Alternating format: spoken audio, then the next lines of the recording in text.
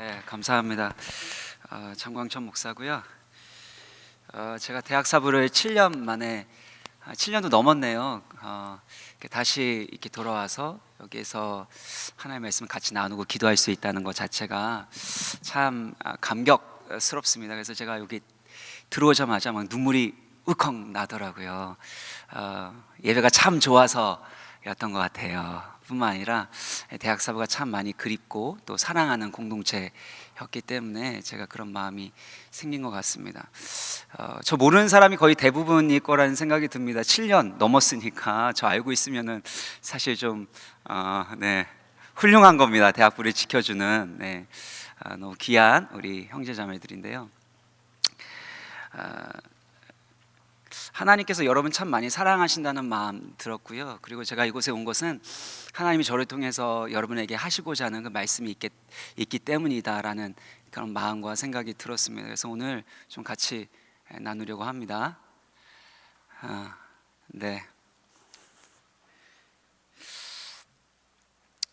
제가 한번 기도할게요. 사랑하는 주님, 이곳에 우리와 함께하여 주셔서 감사합니다.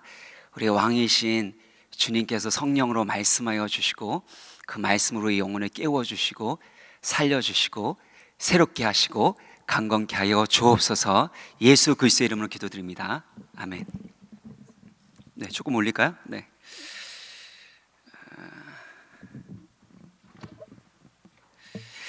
사람은 모두 행복하게 살고 싶습니다. 그렇죠?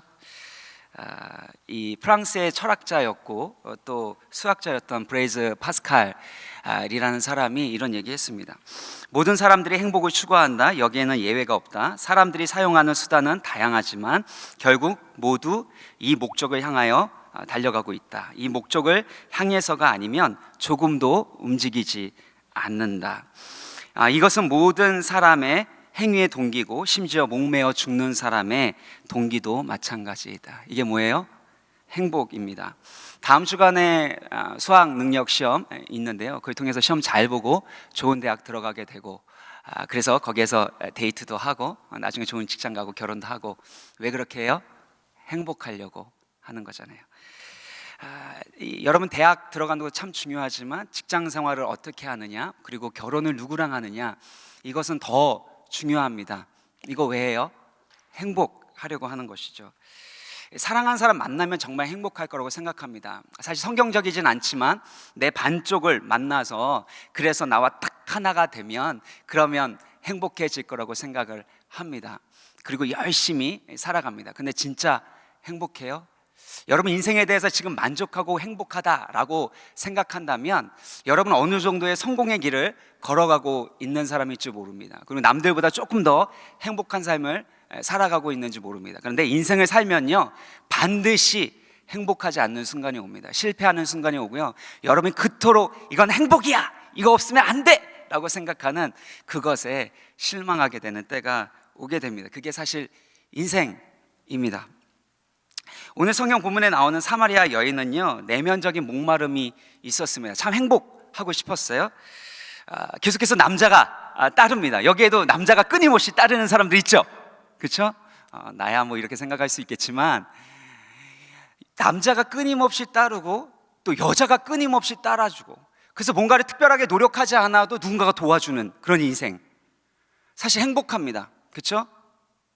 제가 아는 자매도 마찬가지입니다. 누군가에게 도움을 요청해 본 적이 거의 없어요. 왜냐하면 자기 외모를 보고 사람들이 와서 미리 도와주고 필요한 것들을 채워주는 그런 삶을 살았기 때문에 그러면 참 행복할 것 같은데 이 여자는요 그렇게 행복한 삶을 살아가지 못했습니다.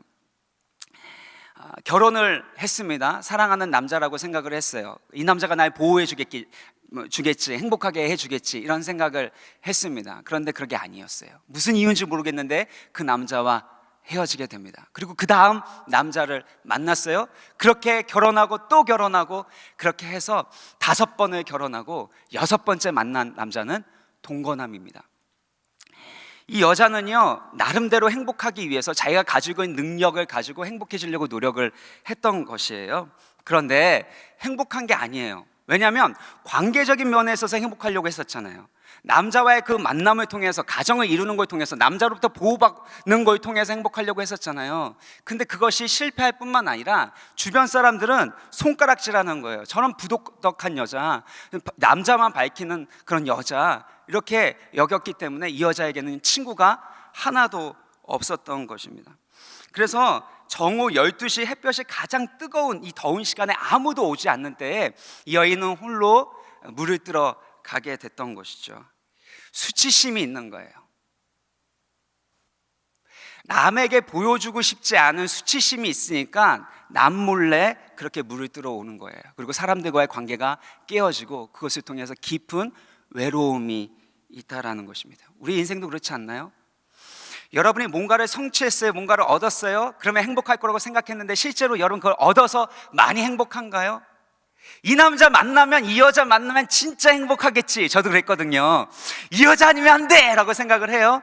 그래서 여러분 지금은 행복할 거예요. 아마 지금은 좋을지 모르겠어요. 근데 조금 더 지나보세요. 인생을 살아보세요. 근데 여러분 그게 얼마나 행복으로 지속이 될까요? 잠깐 좀 우울한 얘기, 좀 부정적인 얘기를 하는데요, 사실 우리 인생은 그렇게 밝지 않습니다. 여러분의 인생을 너무나도 직시할 필요가 있어요. 왜냐하면 여러분의 인생이 어떤 것인지를 알게 되고 여러분의 삶이 무엇인지, 행복이 무엇인지를 알게 되면 거기에서 하나님이 우리 가운데 주시고자 하시는 선물, 복음이 무엇인지를 여러분은 깨닫게 될 수 있고 그 복음의 선물로 새롭게 될 수 있기 때문이에요. 많은 사람들이, 많은 청년들이, 특별히 청소년들이요, 뭐가 진짜 나를 행복하게 해주는 건지를 모른 채 살아갑니다. 사마리아 여인도 그랬어요. 내가 이 남자 만나면, 내가 이 남자 또 만나면 행복해지겠지 했지만 오히려 행복은 점점 멀어지게 되었었잖아요. 그러니까 청소년들, 제가 사역을 했을 때도 마찬가지예요. 왜 공부하니? 라고 하면은요, 결국에 얘기하다 보면 부모님이 공부하라 그래서, 아니면 좋은 대학 가기 위해서, 좋은 대학 가면 거기에서 좋은 사람 만나게 되고 좋은 직장 가게 되어지고, 그러면 유명해질 수도 있고 돈도 많아질 수 있고, 뭐 이런 것 때문에 하게 되는 거예요. 궁극적으로 그 사람이 뭘 원하는지, 진짜 뭘 해야지 행복한지 몰라요. 그냥 경쟁하는 거예요. 쟤보다 조금 더 멋있었으면 좋겠다, 쟤보다 조금 더 이뻤으면 좋겠다, 제가 가지고 있는 건 나도 가졌으면 좋겠다 라고 생각하면서 그냥 열심히 사는 거예요. 열심히 살다가 안 되면 낙심하게 되고 우울하게 되고 절망하게 되고,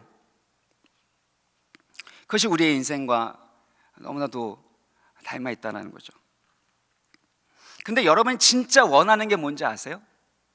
그걸 가지면 진짜 행복해질까요? 잭 히긴스라는 유명한 영국의 작가가 있었습니다. 그 작가에게 유년 시절에, 어린 시절에 미리 좀 알았더라면 좋았을 것이 무엇이냐라고 질문을 했는데, 그에 대한 대답이 무엇이냐면, 만약에 정상에 오르고 나서 거기에도 아무것도 없다라는 것을 미리 좀 알았더라면 참 좋을 뻔했다라고 얘기해요. 여러분, 정상을 향하여 끊임없이 달려가고 있을 거예요. 남들이 오르지 못한 그 고지, 남들이 떨치지 못했던 이름, 그걸 위해서 열심히 살아갈지 모르는데 거기에 아무것도 없다라는 거예요. 내가 뭔가를 더 얻으면 행복해질 거라고 생각합니다. 그러면 내가 더 맛있는 걸 먹고 더 좋은 환경 가운데 있으면 더 좋은 차를 타게 되고, 그러면 내 인생이 행복해질 거라고 생각하는데요, 진짜 여러분이 원하는 걸 얻은 다음에 오게 되어지는 실망감과 권태감, 여러분 아직 경험해보지 못했을지 모르겠네요. 진짜 인생의 부조리가 뭔지 아세요? 내가 진짜 원하는 것을 갖지 못했기 때문이 아니에요. 많은 나라를 보세요. 가난하고 못 살고 그런 사람들의 행복 지수가 더 높잖아요, 그렇죠? 진짜 행복한 건 뭐냐, 진짜 불행한 건 뭐냐면요, 내가 이거를 가졌는데요, 이 가진 다음에 그 행복이 얼마 가지 못한다라는 것입니다. 그리고 내가 생각했었던 만큼의 행복이 아니라는 것이 더 절망적이라는 거예요.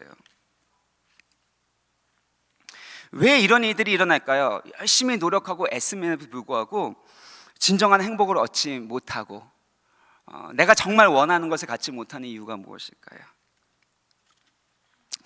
그것은요, 성경은 우상이 그 원인이다 라고 말합니다. 예레미야서 2장 13절 보면 내 백성이 두 가지 악을 행하였나니 곧 그들이 생수의 근원되는 나를 버린 것과 스스로 웅덩이를 판 것인데 그것은 그 물을 가두지 못할 웅덩이니라. 그러니까 생수의 근원 되신 하나님을 버리고 스스로 웅덩이를 팠대요. 그게 바로 우상 숭배입니다. 우리는 보통 우상 숭배하면 신상을 이렇게 세워놓고 거기에 절하게 되고 소원을 비는 것, 그 정도로 생각하게 되는데요. 여러분 생각해 보세요. 우상을 왜 만들어요? 우상을 만드는 이유는 그 우상에게 나의 소원을 비는 거예요. 내가 원하는 것, 내가 갖고 싶은 것, 내가 이루고 싶은 것, 그것을 구하고 그것을 얻어내려고 하는 것입니다. 그래서 우상은요, 그냥 하나의 모형일 뿐만 아니라 사실은 우리 안에 있는 갈망과 욕구와 욕심의 투사예요. 투영이에요. 그래서 그것을 향하여 열심히 빕니다. 열심히 섬깁니다. 절합니다. 그걸 통해서 내가 원하는 것, 내가 사랑하는 것, 그것을 얻고 싶은 거죠. 그리고 내가 두려워하는 것, 내 가운데 임하지 않길 원하는 재앙을 피하려고 하는 것입니다. 우상은요, 인격적으로 사랑하는 게 없어요. 우상을 섬기는 데서 제일 중요한 건 뭔지 아세요? 나예요. 내 소원만 이루어지면 되는 거예요. 내가 좋은 대학 가면 되고 내가 원하는 사람과 결혼해서 행복한 삶을 살아가면 그뿐이에요. 여기에도 여러분 신앙생활을 한다고 하면서 하나님 사랑하는 것보다 내 소원이 더 이루어졌으면 좋겠다라고 생각하는 분들이 있을지 모르겠어요. 그거를 우상 숭배다라고 말씀합니다. 그래서 골로새서 3장 5절 보면요, 탐심은 곧 우상 숭배다. 뭐가 우상 숭배라고요? 탐심이 곧 우상 숭배라는 것입니다. 그래서 마틴 루터 이 종교개혁가가 이렇게 얘기합니다. 우상 숭배란 하나님만이 주실 수 있는 것을 피조물 가운데 무언가를 통해서 얻으려고 하는 행위들, 하나님보다 더 사랑하고 의지하는 그 대상을 바로 우상 숭배다라고 말합니다.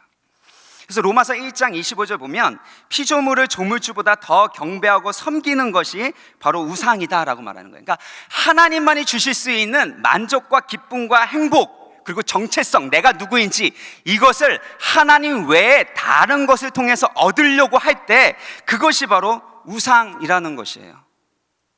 여러분 생각해 보세요. 여러분 뭔가를 정말 죽도록 미치도록 사랑해 봤어요?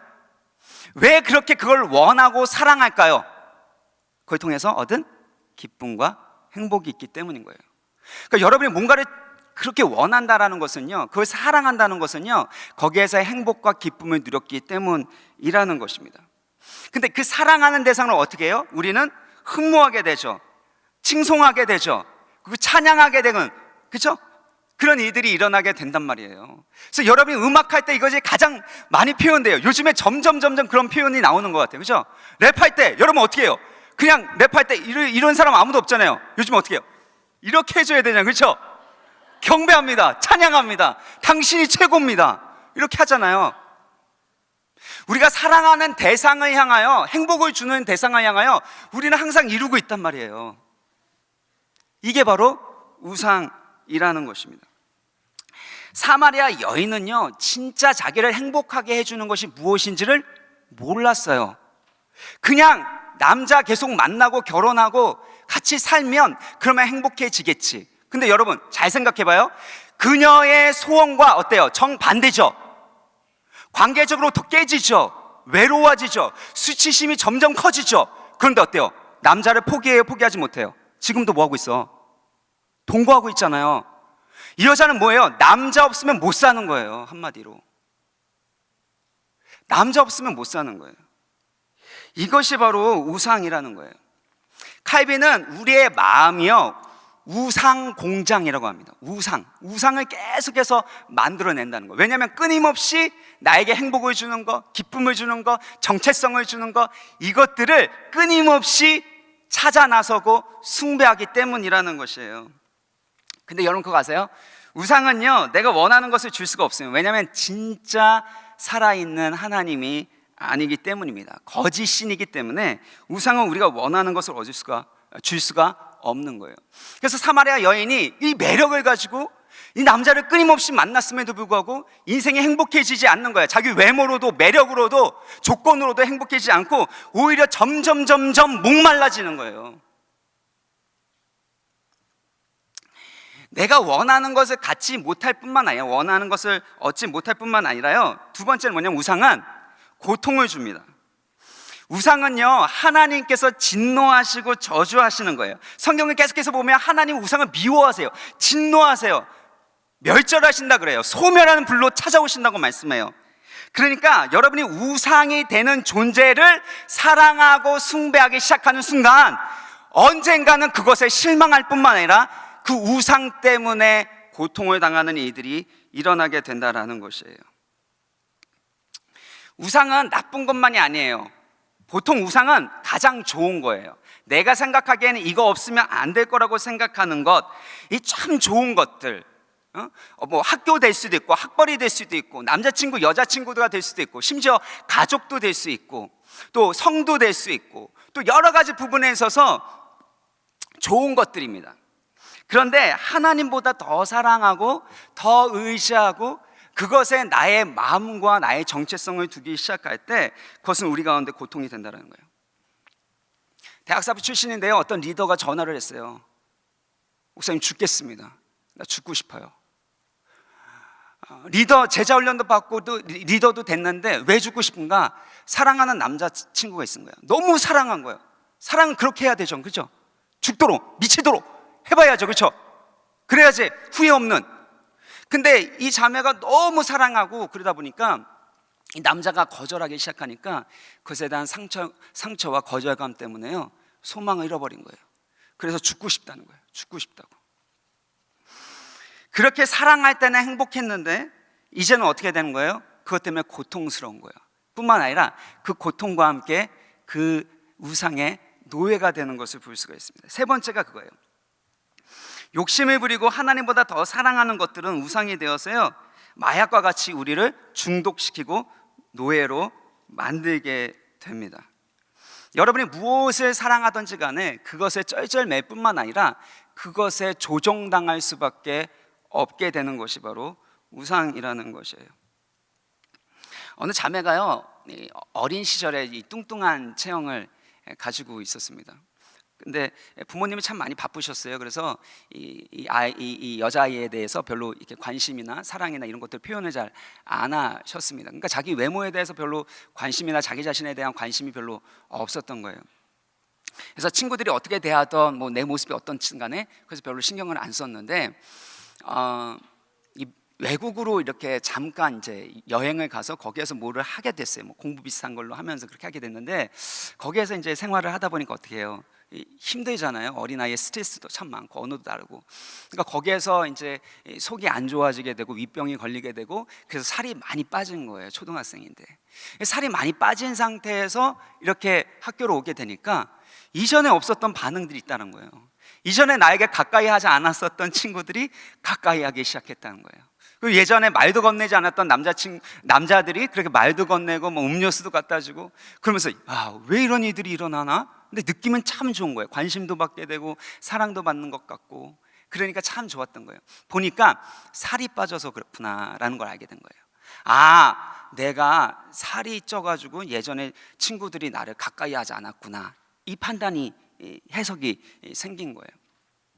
그러면서 이제 자기가 공부를 잘하기 시작하니까 부모님도 인정해 줄 뿐만 아니라 이제 학교 친구들이나 이런 쪽에서 계속해서 인정해주고 그리고 어떻게 보면 칭찬해주고 이런 것들에 이제 익숙해지기 시작했던 것입니다.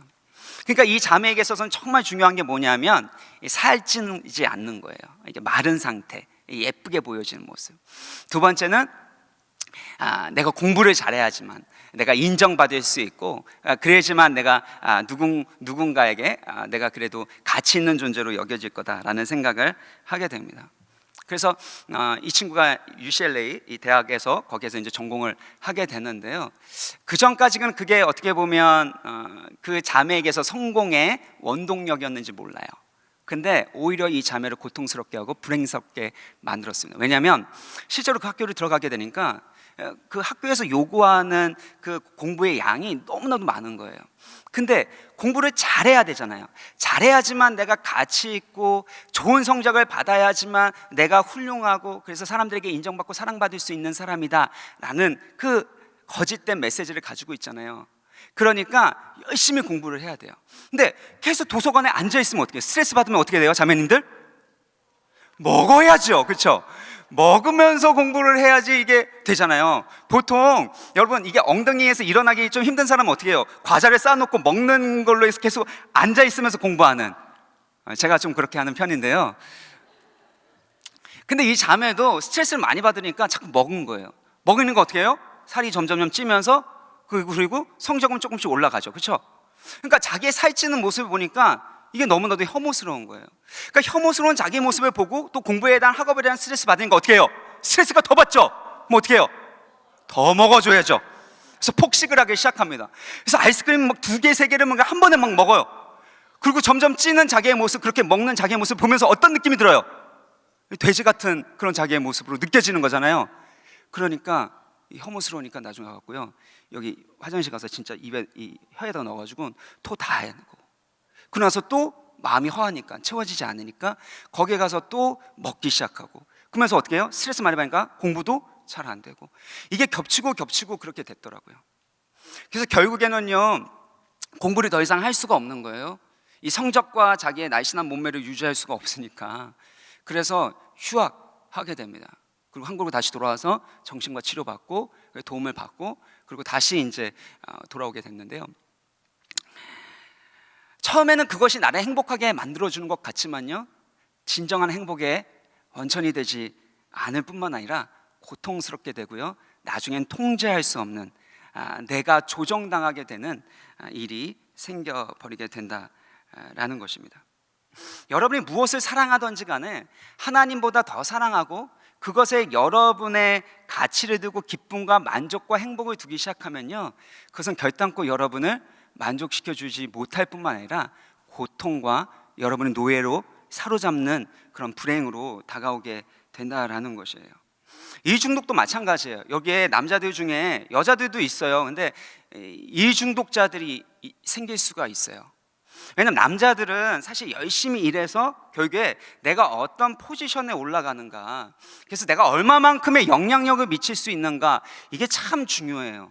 자매들은 하나님을 좀 더 닮았어요. 그래서요, 마음을 좀 알아주고 사랑해주고 이렇게 함께하는 게 참 중요하거든요. 근데 남자들은 그게 별로 중요하지 않는 거예요. 그거보다 내가 어떤 포지션에 있는가, 내가 얼마만큼의 영향력을 끼칠 수 있는가, 요게 이제 초점을 맞추니까 어떻게 해요? 생산성을 계속해서 만들어내야 돼요. 생산성을 계속해서 만들어내려면 어떻게 해야 돼요? 남들보다 더 열심히 일해야 돼요. 쉬는 시간도 없어야 되는 거예요. 멈출 수가 없는 거예요. 그러면 나중에 결혼했을 때, 결혼하기 전에는 문제가 안 돼요. 결혼한 다음이 문제인 거예요. 우리 능력 있는 남자들 있죠? 멋있죠? 그런데 그 남자들이 이 중독자면 큰일 나는 거예요. 왜냐하면 그 남자에게서 목표는 뭐냐면 열심히 일해서 지위를 얻고, 그래서 내 가정을 책임지고 사회적으로 명망 있는, 영향력 있는 사람이 되는 것, 이게 목적인 거예요. 그래서 집에 돌아오면요, 와이프하고 대화를 하기가 힘든 거예요. 자녀들의 이야기를 들어주기가 어려운 거예요. 왜냐하면 내가 뭔가를 성과를 만들어내야 된단 말이에요. 그래서 남자들 이거 참 주의해야 됩니다. 여러분이 만약에 결혼하기로 결심하잖아요. 한 여자를 정말 사랑하고 하나님이 원하시는, 기뻐하는 가정을 이루기로 결심해서 결혼한다면, 정욕에 따라서 그냥 눈에 보기에 좋은 사람 결혼한 게 아니라 진짜 하나님이 원하시는, 기뻐하시는 그 아름다운 가정을 이룬다면요, 여러분 가운데 있는 그 이중독에 대한 부분들을 내려놔야 돼요. 이중독에 빠져서 가정도 돌아보지 못하고 나중에 자녀도 돌아보지 않고 그것으로 인해서 가정이 깨어지고 상처받고 그런 이들이 얼마나 많아요. 여러분의 가정 가운데 아버지가 그런 분들도 있을 거예요. 그것 때문에 여러분이 받은 상처와 아픔도 있을지 모르겠어요. 아니요, 많을 거예요. 그런데 그 아버지를 불쌍히 여겨줘야 돼요. 그 아버지가 하나님이 아닌 우상을 섬기고 있기 때문에 그분 또한 참 많은 고통 당하고 있고요, 노예가 된 채 살아가고 있는 것이에요. 돈이나 쾌락의 노예가 된 그런 사람들도 참 많습니다. 내가 그것을 컨트롤할 수 있다고 생각하는데요, 아니요, 우상인 순간 하나님보다 더 사랑하고 의지하고 그것에 나의 정체성을 생각하는 순간 결단코 그것은 여러분을 가만히 두지 않습니다. 여러분 조정하고 있어요. 특별히 우상이라는 거는요, 이 정체성과 깊은 관련성이 있습니다. 뭐 커리어에 대한 부분들, 뭐 학벌에 대한 부분들, 이것도 사실은 다 아이덴티티인 거죠. 내가 어떤 학교를 가냐, 그리고 내가 어떤 직장을 가서 얼마만큼의 연봉을 받느냐, 그리고 내가 어떤 영향력을 끼칠 수 있는가, 이런 거 있잖아요. 그게 나의 정체성이라고 생각한다라는 거예요. 심지어 대학부 안에서도요, 누가 진짜 영향력 있는가, 내가 이만큼의 영향력 있는 리더지, 이렇게 생각하고, 그래서 비교하면서 제가 나보다 더 잘하는 것 같아, 저기는 막 사람들이 모이는데 나는 이렇게 별로 안 모이고, 이거 어떻게 된 거지? 하면서 마음 가운데 위축감이 생기고 열등감이 생기는 거, 이것도 내가 리더로서 잘하는 것이 그 사람의 아이덴티티, 정체성, 내가 누구인지, 내가 얼마나 가치 있는지를 보여주는 우상인 것이죠. 이성교제 하면서도 이것들 참 많이 경험해요. 여러분, 누군가를 사랑하게 되면 참 좋죠, 그죠? 근데 사랑하다가 만나면 헤어질 때가 있는 것이죠. 근데 사랑한 만큼 헤어지는 거 참 힘들어요. 저도 헤어져 봤거든요. 참 아프더라고요. 힘들더라고요. 죽을 것 같더라고요, 진짜. 근데 여러분, 왜 죽을 것 같은지 아세요? 사랑한 사람하고 헤어지는 건 슬퍼요. 3일 만난 게 아니라 3년 만났는데 어떻게 안 슬퍼요? 어떻게 안 그리워요? 지나가다가 갑자기 그녀와 그 남자가 같이 들었던 음악이 흘러나오면 어떻게 안 흥얼거려요? 나만 흥얼거리니? 그리워요, 아파요. 그것 때문에 막 힘들어요. 그건 당연한 거예요. 만약 그게 없으면요, 사랑하지 않았다는 거예요. 그리고 이미 다 그 사람은 정리한 거예요. 근데 그 힘들고 마음이 아프고 요 수준이 아니라 죽고 싶다, 내가 더 이상 살 소망이 없다, 내가 이런 사람 더 이상 만날 수가 없을 것 같다, 하나님은 어떻게 나한테 이럴 수가 있어, 이럴 때 제가 그래가지고 어떻게 그럴 수 있어요? 막 제가 그랬거든요. 근데 그게 우상이잖아요. 근데 왜 그게 우상인 줄 아세요? 그게 바로 나의 정체성이라고 생각하는 거예요. 그 사람이 곧 나라는 생각이 드는 거예요. 어떤 형제가요, 회계사입니다. 그래서 참 유능한 친구예요. 그 여자친구가 먼저 좋아했어요. 남자 잘생겼어요. 젠틀하고 회계사고, 그러니까 얼마나 괜찮아요. 여자애가 이게 먼저 좋아하고 웬만하면 다 받아주고 그랬단 말이에요. 남자가 이게 점점 그 사랑에 빠져들기 시작한 것이죠. 그러고 나서 헤어졌어요. 근데 이 남자가 이제는 그 여자를 잊지 못하는 거예요. 그래서 너무 괴롭다는 거예요. 그리고 그 여자 내가 꼭 돌이키고 싶다고. 그 여자는 이제 유학 끝나고 나서 이제 한국으로 들어갔단 말이에요. 페이스북으로 새로 만난 남자친구도 막 올리고 막 이러니까 그걸 보면서 남자 막 염장 지르고 막 그러니까 이 남자가 너무나도 힘든 거예요. 그러니까 안 되겠다고 자기가 한국으로 들어가서 프로포즈 해야 되겠다고. 그래서 프로포즈 하려고 반지도 준비해가지고, 멋있죠, 그렇죠? 예전에 이 남자 여자가 이게 헤어진 이유도 이 남자가 프로포즈를 안 했거든요. 그래서 이 남자가 이번에는 프로포즈 하겠다. 그리고 갔는데 여자의 마음은 이미 떠난 거죠. 그러고 나서 비행기표 날리고 반지는 그냥 뭐 나한테나 주지 그렇게 되고 그냥 온 거예요. 그래서 너무 괴롭다는 거예요. 너무 힘들다는 거예요. 그 얘기를 자꾸 나눠 보니까요, 결국에 뭐냐면은요, 그 형제의 마음 가운데 이 여자가 자기의 아이덴티티, 내가 누구인지, 내가 얼마나 가치 있는 사람인지, 이것을 보여주는 타이틀과 같았다라는 것이죠. 여러분, 만약에 그 상대 배우, 그 상대 그 여자친구, 남자친구, 그 사람 때문에 천국과 지옥을 왔다 갔다 한다면 그 사람의 자아상이 건강한 걸까요? 건강한 사랑을 했던 걸까요? 아니요. 그 사람하고 같이 만나서 결혼을 해도요, 그 사람은 불행할 수밖에 없어요. 왜요? 사랑에 중독된 사람이거든요. 그 사람에 중독된 사람이거든요. 그 우상은요, 결단코 행복을 줄 수가 없는 것이에요. 여러분이 어떤 실패를 하던 어떤 어려움이 있던 그것이 여러분을 고통스럽게 할 수 있어요. 근데 가장 큰 고통은요, 가장 큰 위기의 순간은 나의 정체성, 아이덴티티에 위협을 받거나 그것이 깨졌을 때라는 거예요. 여러분 인생을 돌아보세요. 크고 작은 어려움들이 있었을 때 여러분의 인생을 가장 괴롭게 하는 게 뭐였어요? 진학의 문제였어요? 이성 문제였어요? 가족의 문제였어요? 그것이 곧 여러분이라고 생각했던 거 아닌가요? 그것이 여러분의 인생이다, 이것이 나의 행복이고 가치고 이게 나야 라고 생각했던 것이라는 거예요.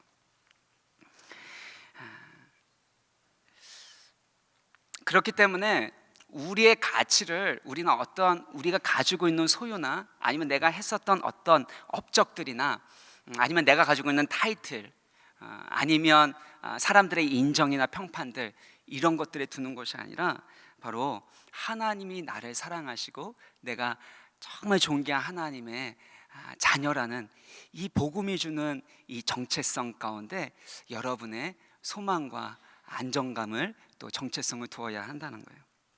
그래서 한 3가지 정도 해서 어떻게 하면 이 우상을 제거하고 자유로운 삶을 살아갈 수 있을까 3가지 말씀드리려고 하는데요. 첫 번째는요, 하나님을 알아가게 될 때 내가 누구인지를 알 수 있습니다. 10절 한번 보시겠어요? 10절. 예수님께서 대답하여 이르십니다. 내가 만일 하나님의 선물과 또 내게 물 좀 달라 하는 이가 누구인 줄 알았더라면 내가 그에게 구하였을 것이요 그가 생수를 내게 주었으리라. 예수님께서 뭐라 그러세요? 너가 내가 누구인지 알았더라면 하나님의 선물을 구했을 거고 너는 영원히 솟아나는 샘물을 얻게 되었을 것이다 라고 말씀하고 있죠. 우리 인생 가운데서 가장 중요한 것은요, 예수님을 알아가는 거예요. 그냥 예수님이 아니라 진짜 예수님이 누구인지 그걸 알아야 되는 거예요. 사마리아 여인은요, 예수님이 메시아 하나님의 아들이심을 알게 됩니다. 그러니까 물동이를 던져놓고 그 다음에 예수님을 증거하게 돼요. 누구에게로 가? 자기를 그렇게 비난하고 그렇게 욕하고 수군거렸었던 그 사람들에게로 다가가서 그들에게 예수님을 만났다, 메시아를 만났다라고 증거하는 모습을 볼 수가 있어요. 이 사마리아 여인 4명 가운데 놀라운 변화가 있었던 거예요. 자기를 이렇게 적대시하는 사람에게 다가가서 말을 걸 뿐만 아니라 예수님을 증거할 수 있다라는 것은 바로 이 사마리아 여인이 새로운 사람이 되었다라는 것입니다. 그 안에 있었던 우상들이 다 깨어져 버리고 새로운 사람이 되었다라는 것을 말합니다. 여러분, 예수님이 누구신지 여러분 알게 될 때 그때 여러분 가운데 놀라운 변화가 일어나는 거예요. 왜냐하면 예수님이 누구인지를 알게 되면 내가 누구인지를 알 수 있기 때문입니다. 칼빈은 이렇게 얘기했어요. 궁극적으로 참되고 올바른 지혜는 하나님을 아는 지식과 우리를 아는 지식 두 부분으로 이루어진다. 그리고 이 2가지는 서로 연결되어 있다라고 말씀합니다. 그러니까 예수님이 온 우주 만물을 창조하신 하나님의 아들이시고 그리고 우리를 창조하신 하나님이신 것을 알게 될 때 우리는 내가 누구인지를 알게 된다라는 거예요. 왜요? 하나님이 우리를 하나님의 형상대로 만드셨기 때문입니다. 하나님의 형상대로 지으셨다. 어떤 의미일까요? 하나님을 닮은 존재로 만드셨다라는 거예요. 근데 이거를 조금 오늘날의 현대적인 언어로 좀 표현을 하면은요, 히브리어로 이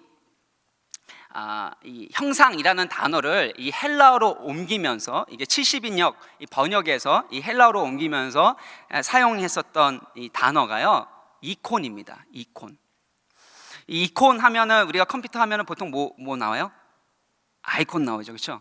아이콘 하나가 딱 있고 컴퓨터를 딱 키면 아이콘이 딱 있고 그것을 클릭하게 되면 어떻게 해요? 거기에 있는 프로그램이 촤 이렇게 나오게 되는 거죠. 이 프로그램이 정교하고 복잡하고 아름답고 그게 되게 유용할수록 어떻게 해요? 그렇죠? 이 클릭한 다음에 것들이 더 화려하고 아름답게 나타나게 되는 것이죠. 하나님이 우리를 그런 이콘으로 아이콘으로 만드신 거예요. 우리를 클릭하게 되면 우리의 삶과 우리의 모습들을 보게 되면 하나님이 어떤 분이신지를 드러내도록 하나님이 우리를 만드셨다는 거예요. 하나님의 아름다우심, 그 선하심, 거룩하심, 그 신실하심, 그 사랑과 공의, 이 모든 것들이 바로 우리의 삶을 통해서, 우리의 인격을 통해서 바로 드러나도록 우리를 창조하셨다라는 것입니다. 그래서 우리의 모습을 볼 때 하나님의 형상이 보여야 돼요. 아, 하나님이 이런 분이시구나, 이렇게 아름다우신 분이구나, 이렇게 우리를 사랑하시는 분이구나, 이렇게 진실되신 분이구나, 라는 것을 깨닫게 되는 우리를 창조하셨다는 거예요. 여러분, 옆 사람 모습을 한번 보세요. 하나님의 형상대로 지음 받은 그 모습이에요? 한번 우리 옆 사람 보면서 이렇게 인사하십시다. 당신은 하나님의 형상으로 지음 받았습니다. 여러분은 하나님의 형상으로 지음 받은 거예요. 하나님이 얼마나 영광스럽고 아름다우신 분인지, 선하시고 신실하신 분이신지 여러분 드러내도록 여러분이 창조되었다고요. 그런데 어때요? 여러분 옆에 있는 분 다시 한번 보세요. 그 하나님의 형상이 잘 보여요? 오, 할렐루야. 다 보여요? 깨어진 부분이 있어요, 없어요? 없어요. 그 사람 우상이에요. 고통을 줄 겁니다. 어느 순간 여러분이 조종할지도 몰라요. 여러분, 우리가 하나님의 형상대로 지음 받았는데요, 깨져 있다고요. 왜 깨져 있냐 하면 죄 때문입니다. 죄로 인해서 하나님의 형상이 오염되고 깨어져 버렸어요. 로마서 3장 26절 보면 모든 사람이 죄를 범하였음에 하나님의 영광에 이르지 못하더니라고 말씀합니다. 우리 안에 하나님처럼 내려가는 거예요. 내가 내 인생의 주인인 거예요. 그래서 내 욕심대로 내 마음대로 살아가는 것이 행복이에요. 내 자유롭게 살아가는 그 삶이 진짜 자유라고 생각해요. 근데 내가 주인 되고 내가 하나님 되려고 하는 삶, 그것이 바로 죄의 본질이라는 거예요. 그게 바로 우상인 거예요. 그래서 우리 가운데 있는 끊임없이 만들어내는 우상 때문에요, 하나님의 형상이 깨져 있는 거예요. 우리 가운데 있는 욕심과 정욕과 교만과 시기와 질투, 이런 많은 부분에 있어서 그 우상들이 하나님의 형상을 깨트려 버렸다는 거예요. 하나님께서는 이 죄와 고통의 문제, 이 우상의 문제를 해결하기 위해서 하나뿐인 독생자 예수 그리스도를 보내주신 거예요. 그래서 우리를 대신하여 십자가 달려 죽으신 거예요. 우리의 죄값을 다 치르시고 우리의 모든 죄를 도말하시고 우리를 용서하셔서 우리를 하나님의 자녀로 삼으십니다.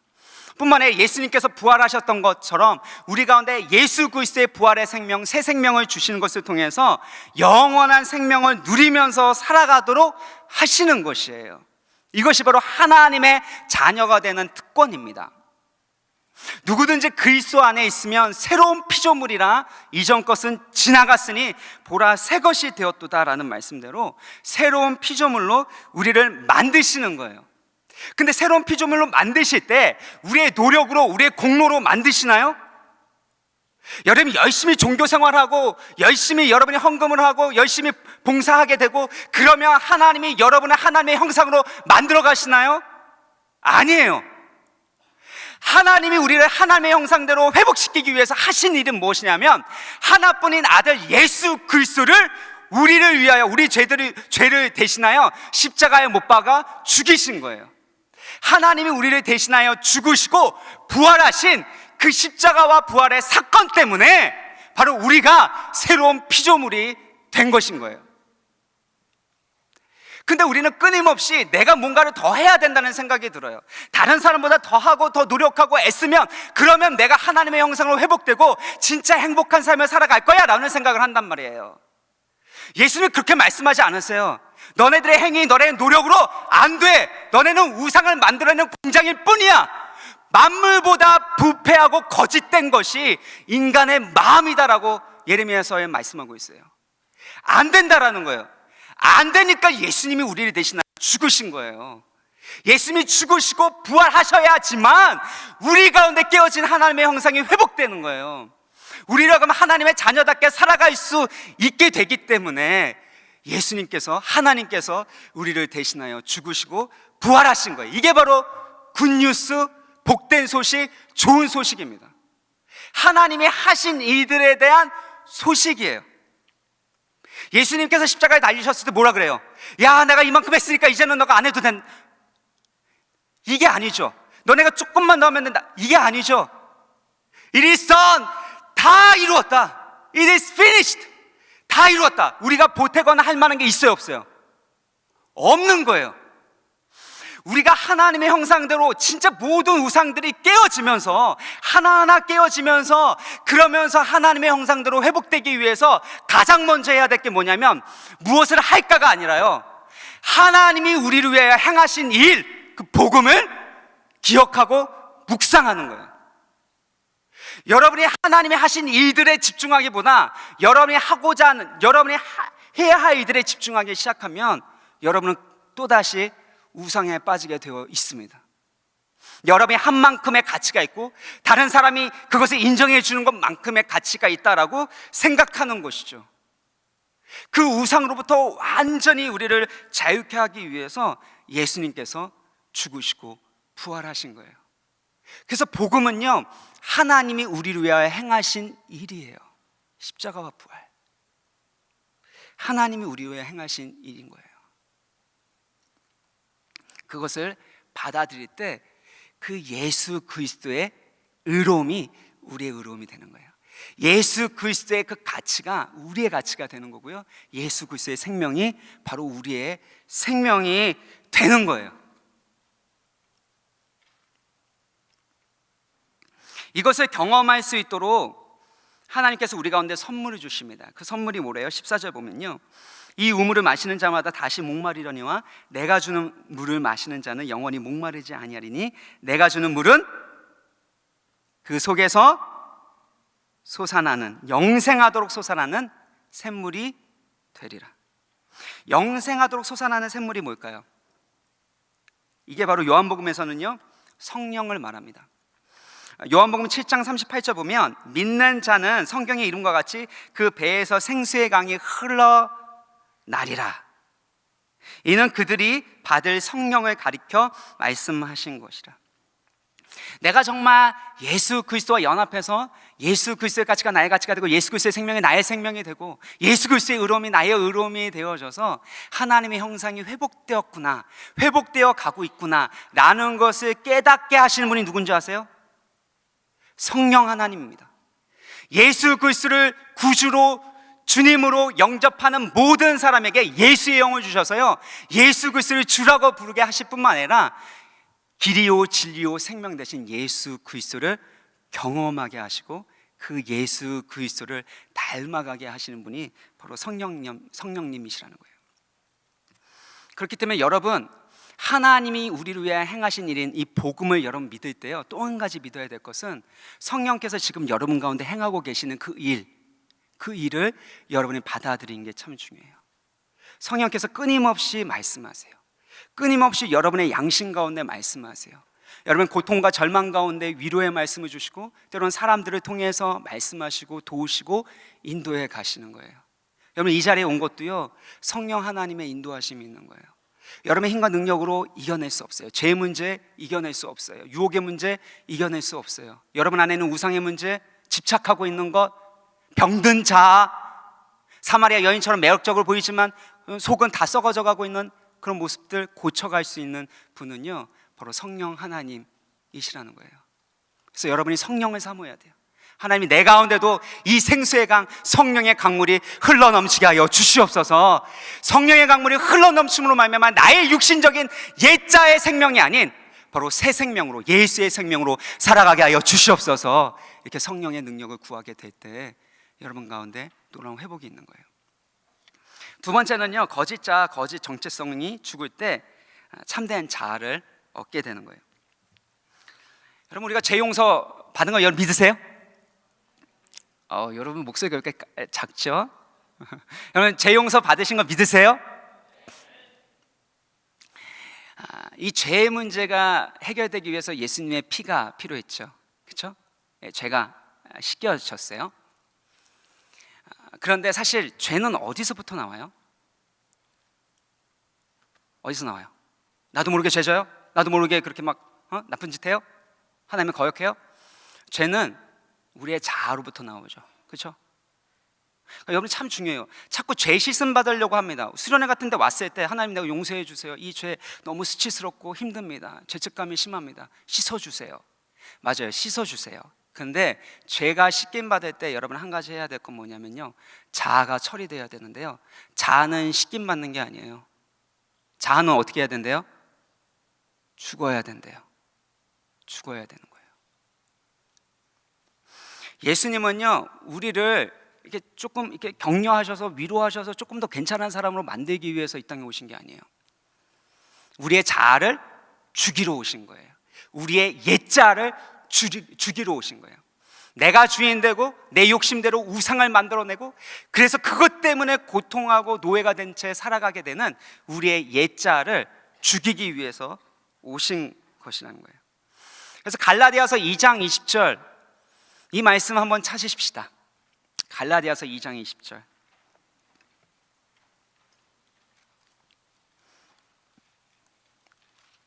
갈라디아서 2장 20절 같이 읽겠습니다.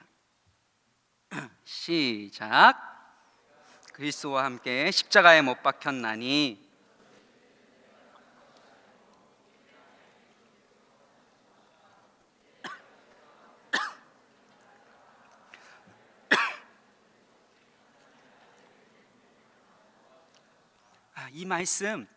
이 말씀이 복음이에요.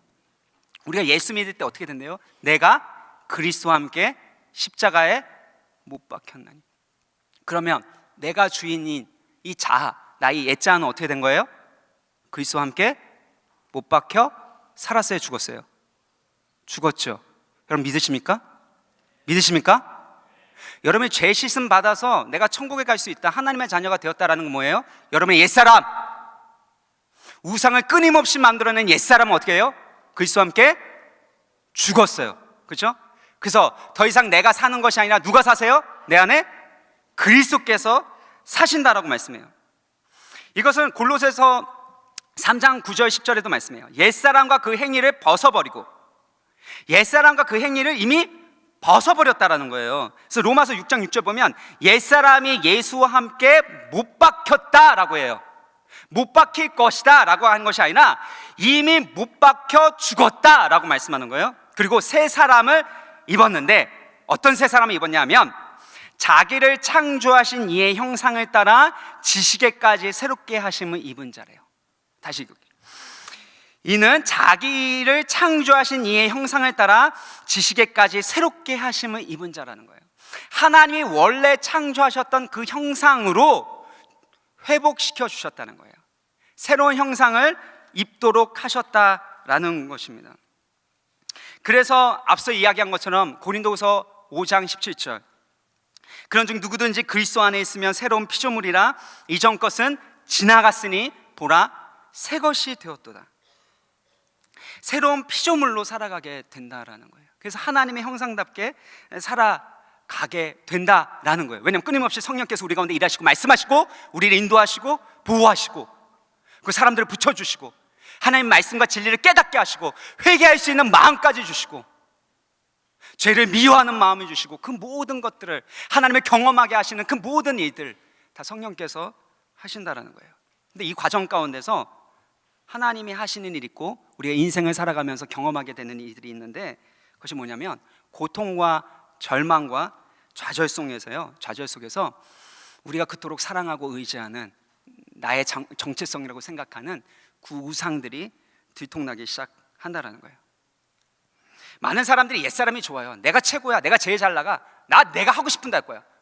목사님이 뭔데? 부모님이 뭔데? 네가 뭔데? 나 원래 이런 사람이야, 나 이렇게 살 거야 라는 게 우리의 옛사람이라는 거예요. 그 옛사람의 습관이 우리 가운데 있어요. 이거 시간이 참 많이 필요한데 그래도 할 거야. 우리의 옛사람은 신분상으로는 사실 죽었어요.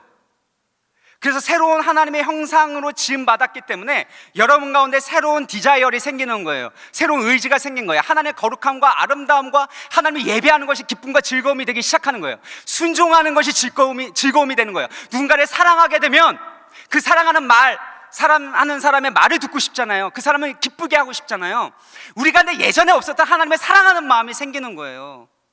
그러니까 이 모든 것들이 결국엔 우리 가운데 옛사람을 죽고 새 사람으로 지으심을 받았다라는 것이거든요.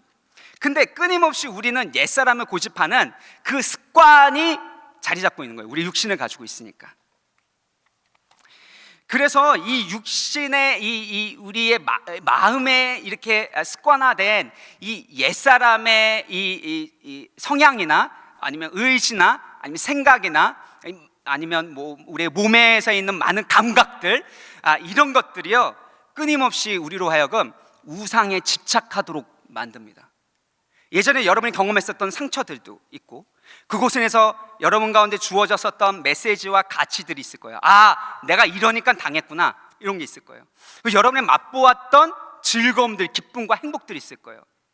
죄를 왜 잘 못 끊는지 아세요? 여러분이 이 몸 가운데 그 죄악의 즐거움을 여러분이 기억하고 있기 때문인 거예요. 그래서 어려운 거거든요. 그러니까 끊임없이 이 옛사람의 습관에 젖어져 있는 육신을 가지고 있으면 이게 참 괴롭고 힘들단 말이에요. 예배의 임재 가운데서는 하나님 한 분만으로 만족합니다. 하지만 삶의 현장으로 가게 되고 유혹이 있게 되고 그런 문화와 환경과 분위기가 되면, 그러면 유혹에 넘어가기가 쉬워지는 거예요. 우상을 버리는 게 참 어려운 거예요. 20년, 30년, 여러분 부모님 50년, 60년 그렇게 젖어 살았는데 그게 쉽겠어요? 언제 그 우상이 깨진지 아세요? 그토록 사랑하고 의지하는 그 우상이 위협받고 깨질 때예요. 여러분의 아이덴티티, 저게 나야, 저게 나의 행복이야, 저게 나의 인생이야 라고 하는 그것이 깨지고 그것이 무너질 때, 그때 이게 영원한 것이 아니구나 라는 것을 깨닫게 된다라는 것이에요. 많은 사람들이 진로에 있어서, 학업에 있어서, 이성관계에 있어서, 만약에 가정적인 부분에 있어서 그런 깨짐을 경험합니다. 하나님이 정말 나를 사랑하신다면 어떻게 나한테 이럴 수 있나?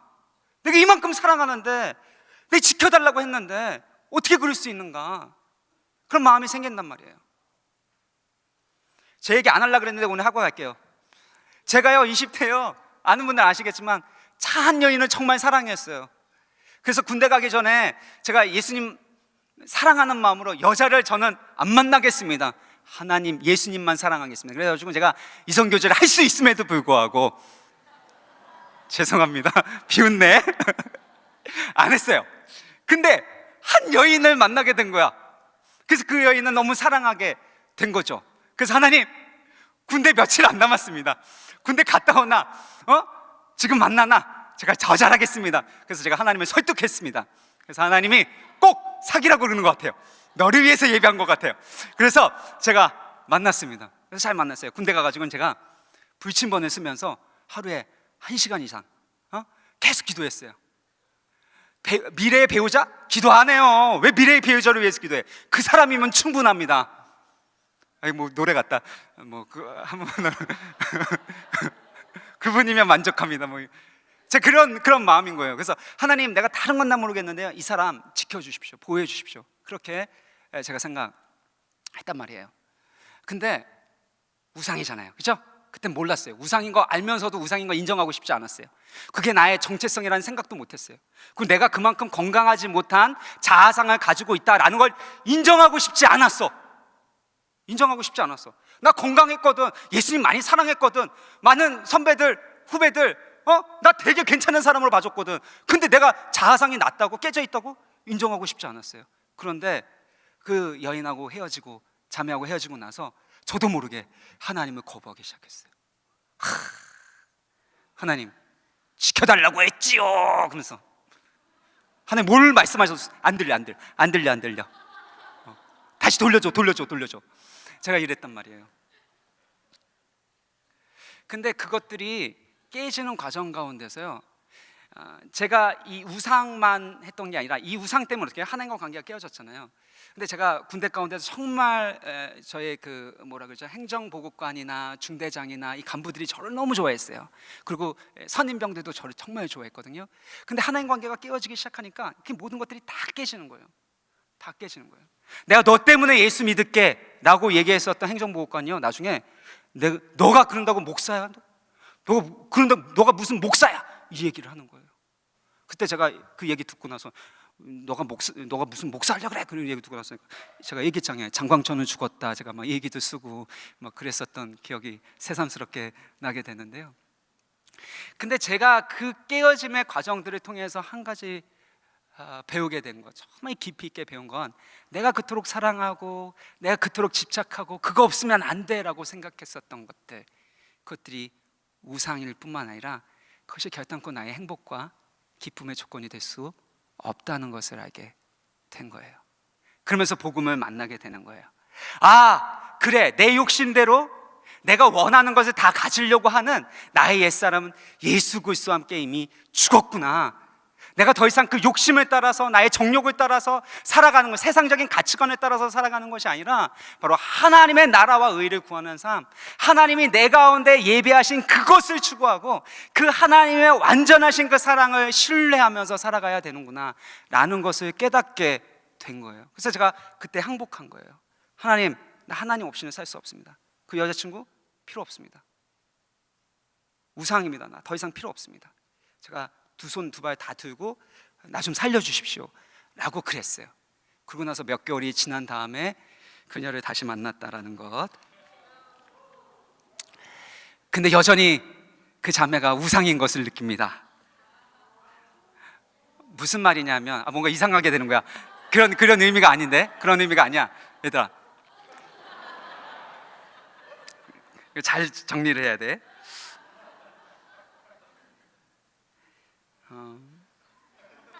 어떻게 정리해야 되냐? 제가 다시 만나게 된 과정 가운데서요, 하나님의 신실하심과 선하심을 참 많이 경험했습니다. 근데 왜냐하면 제가 모든 걸 다 내려놨는데, 여러분 여기 가운데서도 이 선교제 하다가 헤어진 그녀, 그래 그녀, 하나님 내가 다 내려놓습니다. 두 손 두 발 다 내려놓습니다. 올립니다. 이렇게 하나님 주십시오. 이렇게 가면 안 돼요. 안 돼요. 여러분 잘못 적용하면 안 돼요. 그거 우상입니다. 근데요, 제가 사실 하나님을 거부했었는데 막상 만나서 결혼하고 나니까요, 하나님을 거부할 만큼 그렇게 대단한 사람이 아니더라고요. 이것도 잘 정리해야 되는데. 뭘 얘기하냐면, 여러분 모든 기쁨과 만족은요, 진짜 내가 누구인지 하는 것은요, 바로 하나님께 있다라는 거예요. 하나님이 선물로 여자친구도 주고 남자친구도 주고 사랑하는 아내도 주고 남편도 주고 사랑하는 가정도 주는 거예요. 그런데 때로는요, 우리가 사랑하는 배우자가 우상이 될 때가 있어요. 근데 이거는 별로 많지 않아요. 진짜 우상이 될 때는 언제냐면 우리의 자녀들에 대해서 우상이 될 때가 있어요. 끊임없이 우리는 우상을 만들어내요. 사실 여러분, 부부 사이가 그때는 너무 좋아서 막 죽으려고 그러고 막 이렇게 막 하잖아요. 근데 왜 깨지는 줄 아세요? 상대방이 나를 행복하게 해주고 만족시켜줘야 되는 우상이기 때문인 거예요. 그래서 여러분, 배우자를 너무 사랑해서 그 사람이 우상이 되잖아요. 하나님보다 더 의지하고 사랑하는 존재가 되잖아요. 그러면 그것 때문에 반드시 실망하는 때가 일어나게 된다라는 거예요. 영원한 건 없어요. 하나님 모든 걸 선물로 주시는데요, 선물보다 하나님 더 사랑해야 돼요. 근데 우리는 하나님보다 선물을 사랑할 때가 많아요. 그러면 실망할 때가 있어요. 여러분, 결혼하면 늘 행복할 것 같아요? 아니에요. 아니에요, 여러분. 아직 너네도 어리다. 여러분, 인생을 살아가다 보면, 여러분 부모님 보면 알잖아요. 참 많고 힘들고 어려운 부분이 있단 말이에요. 영원하신 하나님께서 우리 가운데 선물을 주신단 말이에요. 그 선물을 우리가 누리고 그것들을 통해서 하나님의 성품을 드러내는 삶을 살아가도록 하나님은 원하신다는 거예요. 그게 하나님의 목적이에요. 선물을 주시는 목적인 거예요. 그런데 우리는 그 선물에 목말라 있어요. 하나님에 대한 목마름보다 선물에 목말라 있는 거예요. 영원하지 않는 것, 영원하지 않는 것을 하나님처럼 사랑하고 의지한단 말이에요. 심지어 가족도. 그러면 여러분 인생 가운데 반드시 실망하고 고통스럽게 되고 그것에 조종당하고 노예되는 일들이 일어나게 되는 것이에요. 여러분 잘 생각해 보세요. 왜 우리가 영원한 것을 추구해야 되냐 하면, 젊어가고 여러분 이거 좀 성령께서 좀 와닿게 해주셔야 되는데, 왜 영원한 것을 추구해야 되냐 하면, 여러분 인생 가운데서 행복을 느끼는 것들 있죠. 여러분이 인생 가운데서 이것이 나의 기쁨이다라고 생각하는 거 있잖아요. 이것 때문에 천국인 것 같아, 내 인생이 진짜 행복해 라고 생각하는 것들 있잖아요. 근데 여러분, 성공할 때가 있으면 실패가 있어요. 얻을 때가 있으면 잃어버릴 때가 있어요. 죽음 앞에서 모든 것을 놓게 되고 떠나갈 때가 있단 말이에요. 그리고 그 후에는 심판이 있단 말이죠. 그래서 여러분이 이 세상 가운데서 하나님 외에 다른 것을 천국으로 생각하면 그것 때문에 낭패보는, 실망하게 되는 일이 일어나게 돼 있어요. 여러분이 그 사람 때문에, 여러분이 가지고 있는 커리어 때문에, 아니면 관계 때문에, 아니면 여러분의 소유 때문에, 그것 때문에 여러분이 천국을 느낀다면요, 그것을 잃어버리는 만큼 여러분 지옥의 고통과 상실감을 경험하게 된다라는 거예요. 그래서 영원한 것을 추구해야 되는 거예요. 영원한 것, 영원히 솟아나는 이 생명의 강물을 우리 가운데 선물로 주신다라고 말씀하신다라는 것입니다. 이 좌절과 고통을 통해서 진짜 내가 누구인지를 알게 되고, 진짜 내가 원하는 것이 무엇인지를 알게 돼요. 진짜 내가 원하는 것이 무엇인지를 알게 돼요. 내가 그 선물을 통해서 만족하려고 하는 그 차원을 넘어서서요, 이제는 그 선물을 통해서 하나님의 아름다움과 영광과 형상을 드러내는, 하나님의 형상답게 살고 싶은 마음이 생기기 시작해요. 이게 바로 새로운 디자이어예요. 새로운 정체성 안에서 새로운 사람, 새로운 피조물이 되었기 때문에 우리 가운데 이러한 새로운 디자이어이 생기기 시작한다라는 것이에요. 마지막 세 번째는요, 복음의 영광이신 하나님을 예배하는 것입니다. 이 사마리아 여인이요, 자신의 목마름에 대해서, 우상에 대해서 얘기를 했어요. 그리고 나서 주제를 뭐로 옮겨요? 예배로 옮깁니다. 예배로 옮기는데요, 왜 그렇게 되냐면 이 호모 아도란스라는 말이 있어요. 그러니까 예배하는 존재라는 거예요. 앞서 우리가 얘기한 것처럼요, 우리는 뭔가를 사랑하고 갈망하고, 그래서 그 대상을 흠모하고, 그래서 예배하는, 숭배하는 그런 존재로 지음받았다라는 것이에요. 데이비스 포스트 윌리스라는 사람이 이렇게 얘기합니다. 하루하루 이어지는 삶 속에서 무신론 같은 것은 존재하지 않는다. 예배 없는 삶도 없다. 누구나 예배한다. 유일한 선택이란 무엇을 예배할 것이냐이다. 이 윌리스는요, 그리스도인이 아니에요. 그럼에도 불구하고 인간이 예배하는 존재다라고 얘기하고 있어요. 왜요? 우리가 하나님의 형상대로 지음받았기 때문에, 그리고 하나님을 예배하도록 지음받았기 때문이에요. 이사야서 43장 7절 보면, 내 이름으로 불려지는 모든 자 곧 내가 내 영광을 위하여 창조한 자를 오게 하라. 그를 내가 지었고 내가 그를 만들었느니라. 그러니까 여러분, 진짜 행복할 때는 어떨 때냐면요, 누군가를 칭송하고 그렇게 예배할 때예요. 여러분, 인생의 기쁨도 잘 보세요. 진짜 여러분 기쁜 건 어때요? 그냥 너무 좋아, 이걸로 끝나지 않아요. 그것을 찬양하고 이야기하는 것을 통해서 기쁨이 완성된다고 C.S. 루이스는 말하고 있어요. 여러분, 왜 그렇게 콘서트 가가지고 어떻게 보면 진짜 노래 잘하는 사람들 거기에 분위기에 취해서 막 이러면서 막 이렇게 하면서 행복감을 느껴요? 그 사람을 칭송하는 건데, 아니면 내 안에 있는 뭔가를 칭송하고 높이는 건데, 왜냐하면 우리는 뭔가를 갈망하고 사랑하는, 예배할 수밖에 없는 하나님의 형상으로 지음받았기 때문이라는 것이에요. 근데 문제는 뭐냐면, 우리가 그렇게 영원한 존재로 하나님의 형상으로 지음받았음에도 불구하고 이 세상에 있는 것들로 만족하려고 한다는 거예요.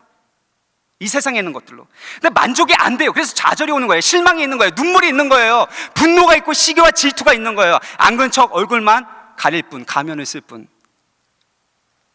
그래서 C.S. 루이스가 뭐라고 얘기했냐면, 만일 내 안에 이 세상의 어떤 경험도 결코 만족시켜줄 수 없는 갈망이 있다면, 그러니까 이 세상의 어떤 경험도 결코 만족시켜줄 수 없는 갈망이 있다면, 나는 다른 세상을 위해 지음을 받은 것이다.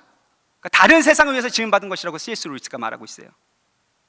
그러니까 사마리아 여인이 가지고 있었던 목마름은 결국엔 뭐예요? 하나님을 향한 목마름이었던 거예요. 하나님을 만나고자 하는 목마름, 하나님을 예배하고자 하는 목마름. 그 하나님을 예배하게 될 때 우리 가운데 하나님의 형상이 회복되어지고, 그래서 우리 가운데 생수의 강이 흘러넘치게 될 것에 대한 목마름이 사마리아 여인 가운데 있었다라는 거예요. 그래서 성경은 실제로요, 뭐라고 얘기하냐면, 육체의 욕구는 그 자체로 존재하는 거라고 얘기하지 않아요. 성경을 잘 보세요. 뭘 먹는다, 마신다, 안정감을 누린다, 보호받는다, 권력과 영향력을 행사한다, 이것이 우리를 짜릿하게 한단 말이에요. 근데 잘 생각해 보세요. 그 모든 것들이 결국에는요 영적인 실체로 향하고 있는 거 여러분 아세요? 광야에서 이스라엘 백성들이 만나를 매일 먹었죠. 그렇죠? 안 먹으면 죽으니까. 구름 기둥과 불 기둥으로 그렇게 물리적인 걸로 보호해 주시죠. 근데 그게 다 뭘 상징해요?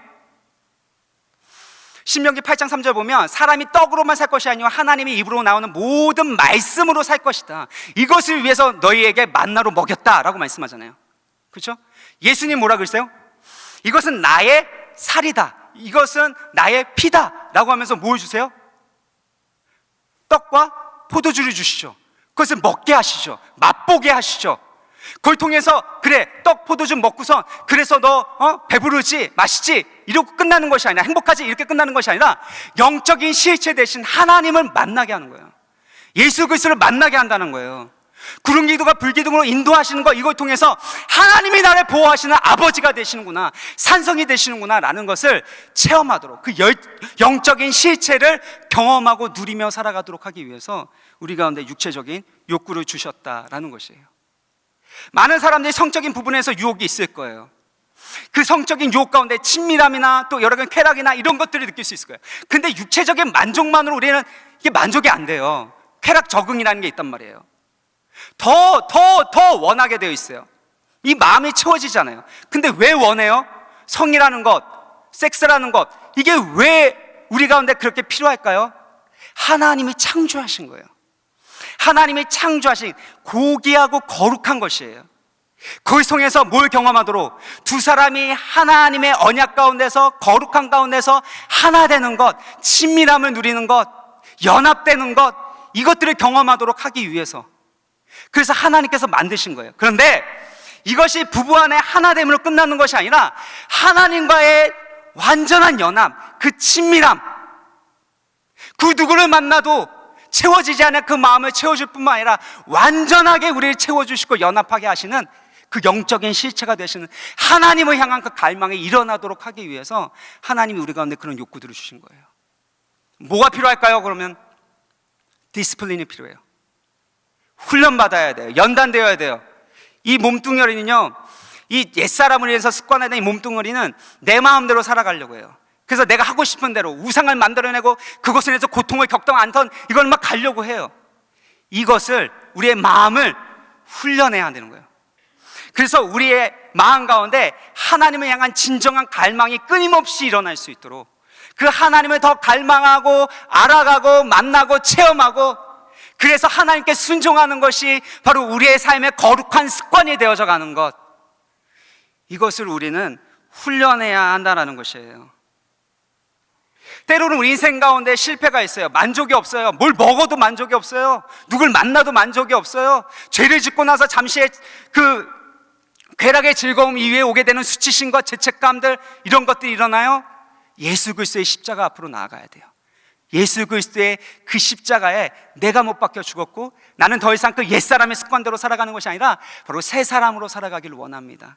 내 가운데 그런 하나님의 그 새로운 갈망들, 하나님의 아름다움과 영광과 선하심에 대한 그 사랑에 대한 완전하심에 대한 그 갈망들을 내가 가지고 그 하나님을 누리며 맛보며 체험하며 순종하며 살아가기를 원합니다 라고 우리는 회개하고 나가야 된다는 거예요. 그래서 우리 가운데 있는 좌절과 실망은요, 우리를 영적으로 깨우는 자명종과 같습니다. 여러분, 인생 가운데 실패할 수 있어요. 좌절할 수 있어요. 죄 지을 수 있어요.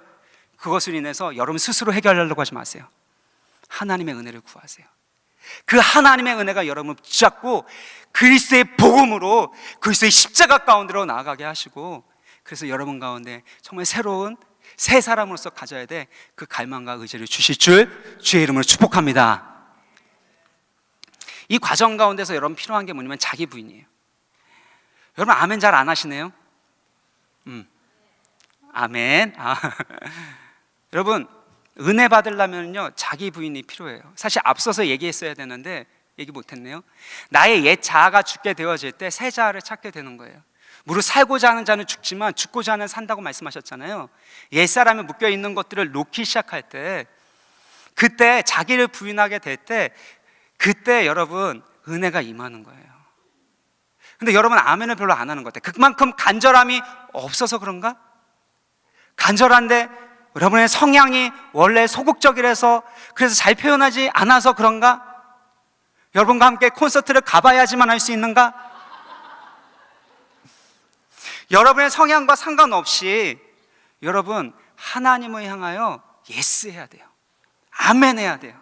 그래서 아멘 하고, 하나님 내 가운데 이 말씀이 이루어질 줄 믿습니다. 하나님 나는 할 수 없지만 하나님 이 복음이 바로 나의 삶 가운데 실제가 되게 하여 주시옵소서.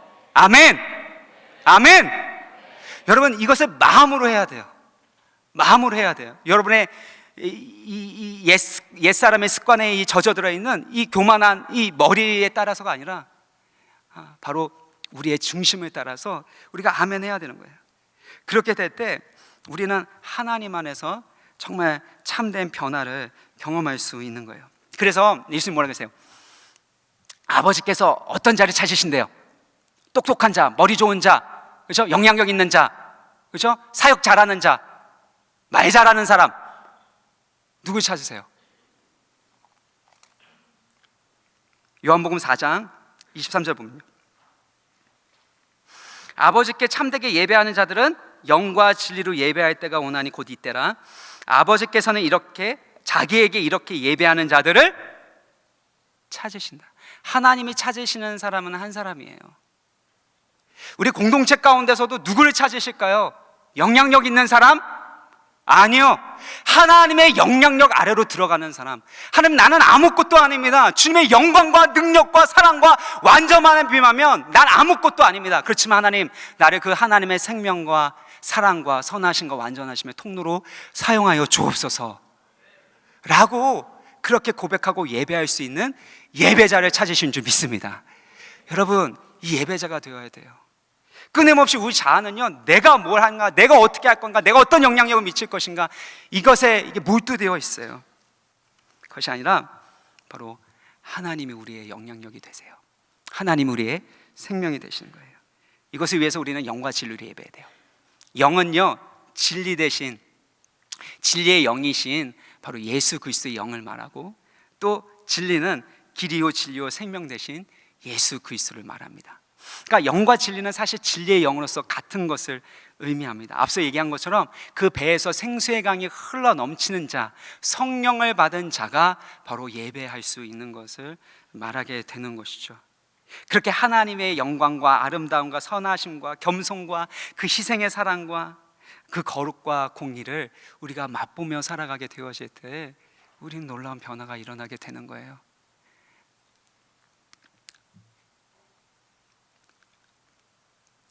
이것이 바로 하나님을 닮아가는 하나님의 형상으로 회복되어 가는 데 있어서 가장 중요한 예배입니다. 예배에 성공하지 않고서는요, 결단코 우리는 하나님을 닮아갈 수 없습니다. 제자훈련 모든 것 하나하나가 다 예배가 되지 않는 이상 그 모든 것은 또 다른 우상이 될 수 있어요. 벌금 내지 않기 위해서 하게 되는 그리고 칭찬받기 위해서 하게 되는 그 우상이 될 수밖에 없는 거예요. 이 예배가 회복될 때요, 앞서 이야기한 것처럼 우리가 새로운 피조물이잖아요. 뉴 셀프잖아요. 그러니까 우리 가운데 새로운 디자이어이 생기기 시작해요. 새로운 욕구가 생겨요. 하나님을 더 사랑하고 알아가고 닮아가고 순종하고 싶은 마음들이 생겨나게 되는데, 그게 진짜 내 영혼이 가장 원하는 거라는 거예요. 많은 사람들이 속아요. 저도 그렇게 생각했어요. 내가 지금 원하는 게 진짜 내가 원하는 거라고 생각하거든요. 그렇게 생각해 봤어요? 지금 내가 이거 정말 원하는 거야. 이거 진짜 먹고 싶어. 이거 안 먹으면 너무 불행할 것 같아. 그래서 먹었잖아요. 그죠? 그죠? 먹고 나서 후회한 적 있으시죠? 그죠? 여러분의 욕구가 여러분을 괴롭게 하고 속이는 거예요. 그죠? 그래서 성경에 보면은요, 그 디자이어를 그냥 심플 디자이어를, 이 죄악된 디자이어를 뭐라 그러냐면 deceitful desire이라고 해요. 그러니까 진짜 같은데 속이는 거예요. 내가 진짜 원하는 것 같아요. 쟤를 진짜 원하는 것 같아.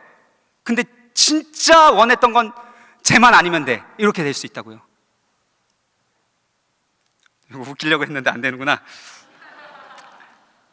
그러니까 이거는요, 신분에 따라서 우리의 우리의 정체성에 따라서 우리의 이 디자이어 욕구가 갈망이 달라진다는 거예요. 예를 들어 볼게요. 제가 아들이 있어요. 딸도 있고요. 딸이 이제 아들 딸 다 저 닮았어요. 근데 불행해요? 행복한 거예요. 네, 저는 행복합니다. 근데 걱정은 돼요.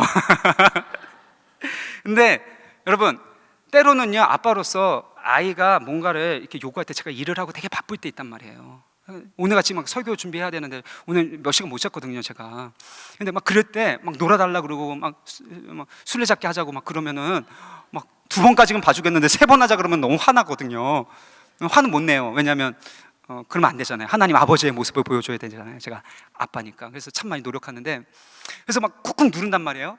그 나중에는 교묘하게 술래잡기 안 하고 이렇게 합니다. 그래서 엄마가 막 소리치게 되고 그러면 이게 이렇게 됩니다. 근데 제가 이걸 잊어버린 채 살아갈 수 있었을 것 같아요. 근데 제 아들하고 사실 시간 보내는 게, 제가 지금 설교 준비하는 것, 그리고 아니면 제가 지금 뭐 TV를 보는 것, 아니면 뭐 신문에 읽는 것, 이거보다 덜 중요한가요? 제 아이가 지금 9살이거든요. 곧 10살, 11살, 12살, 13살. 그러면 이제 저랑 안 놀겠죠. 그렇죠? 그때까지 저하고 이 사랑의 추억을 만들어가는 이것을 나중에는 어떨까요? 안 가졌으면 후회하죠.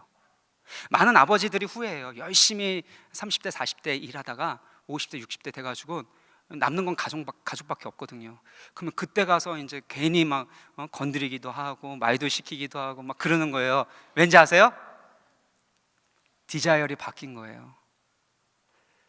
속은 거예요. 옛날에는 이 사랑하는 딸하고 아들하고 시간 보내는 게 이만큼 소중하고 중요한지를 모르는 거예요. 철이 없었던 거예요.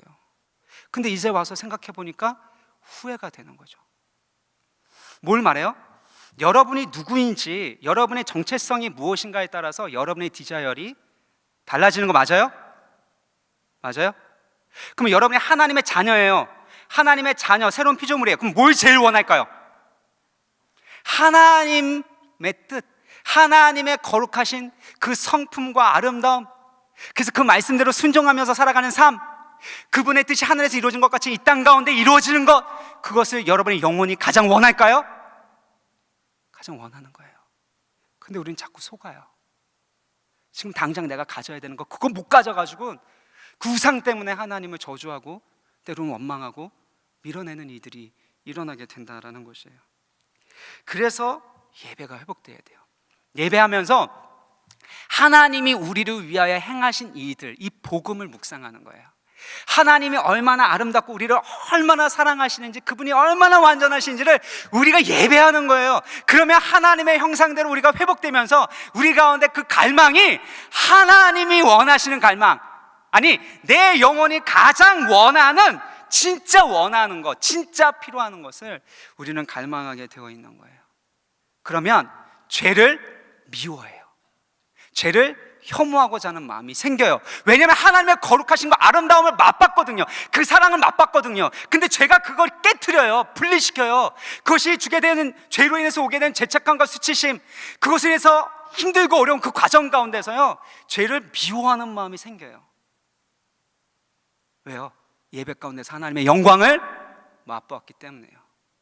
하나님의 거룩하신 그 아름다움을 맛보았기 때문인 거예요. 그래서 성경에 보면 여호와의 선하심을 맛보아할지어다, 그분의 인자하심을 맛보아할지어다 라고 말씀하고 있는 거예요. 많은 사람들이 죄에 대한 부분들에 대해서 고민하고 있습니다. 이 죄에 대한 부분들, 죄를 이기고 싶죠? 그죠? 잘 이겨져요? 잘 안 되죠?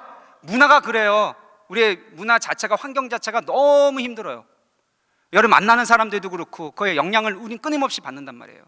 나중에 뭐 좀 얘기할 수 있으면 좋겠지만, 그렇기 때문에 우리는 참 어려워요. 그래서 죄를 이기려고 의지만 쓴다고 이길까요? 여러분, 의지는요, 여러분 이런 생각하는 거예요. 난 의지 박아가야, 나는 안 돼. 의지가, 여러분 원래 의지로는 아무것도 못해요. 의지력 강하다라는 거 해봤자 그 수준이요, 죄를 이길 수 없어요. 세상을 이길 수 없고요, 마귀를 이길 수 없어요. 의지력으로는요. 거기 50보 100보예요. 의지는 단지 선택하고 드리는 거예요. 방향성만 정하는 거예요. 진짜 우리를 끌고 가는 건 뭐냐면 디자이어예요. 디자이어. 우리가 욕구, 우리가 원하는 것. 이게 우리를 끌고 간다고. 야고보서 1장에 보면 욕심이 잉태한즉 죄를 낳고 죄가 장성한즉 사망을 낳는다고 말씀하시잖아요. 그죠? 이 욕심이 우리는 보통은 심플 디자이어라고 생각하거든요. 아니에요. 그냥 디자이어예요.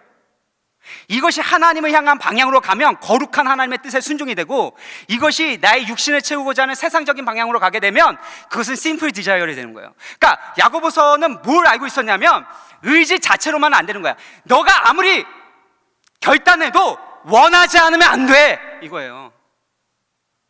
진짜 원해야 된다는 거예요.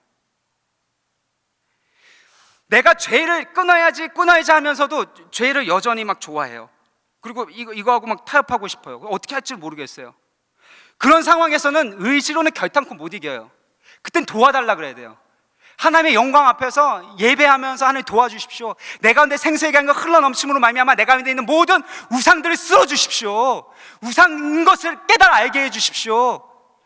그것이 나의 고통이고 나의 노예로 만들 뿐이라는 것을 알게 해주십시오. 주님 도와주십시오 라고 주님 앞에 성령의 도우심을 구하게 되어질 때 성령 도와주세요. 그러면 우리 가운데 새로운 갈망이 생기는 거예요. 죄를 미워하고자 하는 마음이 생겨요. 이거 훈련하는 거예요. 제자 훈련 이거예요.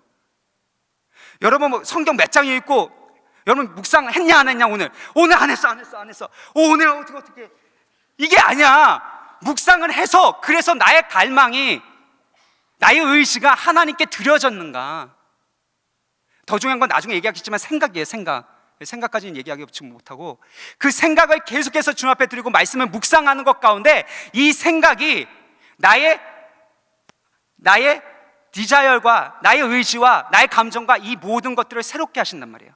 그래서 앞서 아까 읽었었던 것처럼 지식에까지 새롭게 하는, 우리의 생각에까지 새롭게 함을 입었다라고 말씀해요. 우리 하나님의 형상이. 그러니까 그렇게 하나님의 형상으로 우리가 닮아가는 과정 가운데 바로 우리 가운데 이 디자이어이 점점 그렇게 디스플린 되는 거예요. 우리 의지만이 아니라, 우리의 생각만이 아니라 우리의 디자이어이 내가 진짜 원하는 것이. 어거스틴이 그 꿈이 있었는데 유능한 웅병가고 달병가가 되는 게 꿈이었습니다. 그게 유일한 삶의 목표였고 야망이었어요. 근데 이 만이교에 빠졌으니까 육체적 쾌락을 많이 추구했었던 종교란 말이에요. 그러니까 이게 성인이라고 하지만 사실 예수 믿고 난 다음에 이 죄악된 이 습관이 몸에 있고, 그러니까 얼마나 괴로웠겠어요. 이렇게 고백합니다. 하나님을 사랑한다고 하면서도 하나님을 기뻐하는 마음이 끝까지 지속되지 않는다는 사실에 놀랐대요. 여러분 막 놀래죠? 이거 수련회 은혜 받았는데 이거 얼마 안 가네. 깜짝 놀래죠? 하나님의 아름다움에 이끌렸지만 그러나 세상의 무거운 짐에 눌려 하나님과 멀어지고 낙심하고 세상에 휩쓸리는 경험을 하게 됐다라는 거예요. 마치 맛있는 음식 냄새를 맡았지만 맛봤죠. 하나님의 선하심과 인자하심과 그 거룩함과 아름다움을 맛봤죠.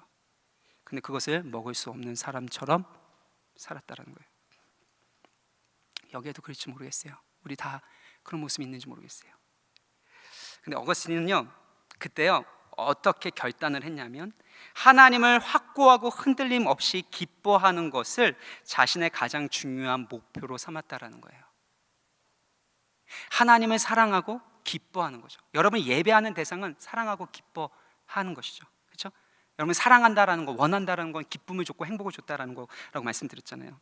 그래서 하나님을 가장 기뻐하는 것을 가장 중요한 목표로 삼았다는 거예요. 그리고 하나님을 기뻐하고 예배하기를 갈망했다는 거예요. 그러니까 은혜라는 것은 우리가 죄에서 누리는 기쁨을 능가하는 하나님 안에서 누리는 최고의 기쁨을 주시는 것이다. 다시 말해 하나님은 인간의 마음속 깊은 곳에 역사하셔서 생수의 강이 흘러넘치는 거죠. 우리가 성적 쾌락이나 그 밖에 다른 어떤 것보다도 하나님을 더 사랑하도록 기쁨의 근원을 변화시킨다. 그 기쁨의 근원이 뭐예요? 나의 마음이에요. 나의 마음의 틀이고 나의 갈망, 욕구, 디자이어를 변화시켜 가시는 거죠. 그래서 예배에 성공하지 않으면 우리는 결단코 하나님을 닮아갈 수가 없습니다. 시편 27편 4절 보면 내가 여호와께 한 가지 바라는 것이 있는데 내 평생에 여호와의 집에 살면서 여호와의 아름다움을 보며 그의 성전에서 사모하는 그것이라. 다윗이 가장 앙모하고 원했던 게 뭐예요? 가장 디자이어 했었던 게 뭐예요? 여호와의 집에 살면서 그 하나님과 함께 하면서 하나님의 아름다움을 바라보면서 그리고 그의 성전을 사모하는 것이라는 거예요. 여러분, 하나님이 얼마나 아름다운 분이신지 아세요? 독생자 예수 그리스도를 아낌없이 주실 만큼 우리를 사랑하시는 아름다운 하나님이세요. 이 세상에 그 어떤 것으로도 채워질 수 없는, 그 어떤 것으로 만족할 수 없는 우리의 마음을 채울 수 있는 하나님은 아름답고 완전하신 분이시라는 거예요. 근데 우리는 이 하나님의 아름다우심을 보지 못한 채 살아간다는 거예요. 세상에 썩어질 것들, 여러 가지의 그 현혹되는 그 반짝반짝거리는 것에 이 하나님의 영광을 우리는 놓치고 살아간다는 것입니다. 시간이 지났네요. 말씀을 마무리하려고 합니다. 여러분, 진짜 하나님의 형상으로 지음받은 거 믿으세요? 아멘. 많이 좋아졌습니다. 계속 자기 부인하세요. 그리고 하나님께 도와달라고 하세요. 성령께서 여러분 가운데 계속해서 일하세요. 그런데 그렇게 일하실 수 있는 근거는 뭔지 아세요? 여러분의 힘과 능력으로 해결할 수 없는 죄의 문제들, 또 여러분 가운데 있는 우상의 문제들, 이거 없으면 안 되라고 하는 부분들, 근데 그것들로부터 자유케 하시고 가장 좋은 것을 누리게 하시는 성령의 역사가, 하나님의 복이 우리 가운데 임하는 이유가 뭔지 아세요? 바로 하나님이 우리 위하여 죽으시고 부활하셨기 때문이에요. 이 복음 때문이에요. 이 복음으로 우리가 예수 그리스도와 함께 죽었고 예수 그리스도와 함께 살게 됩니다. 이미 옛사람은 죽었기 때문에 이제는 새 사람으로 살게 되고요. 그래서 우리 가운데 새로운 하나님의 아름다움을 닮아 하나님의 뜻을 갈망하면서 순종하고자 하는 새로운 의지가 일어나게 됩니다. 그래서 날마다 여러분이 그렇게 하나님을 예배하는 예배자, 영과 진리로 예배하는 예배자가 되기를 주의 이름으로 축복합니다. 같이 한번 기도할게요. 반주해 주시겠어요?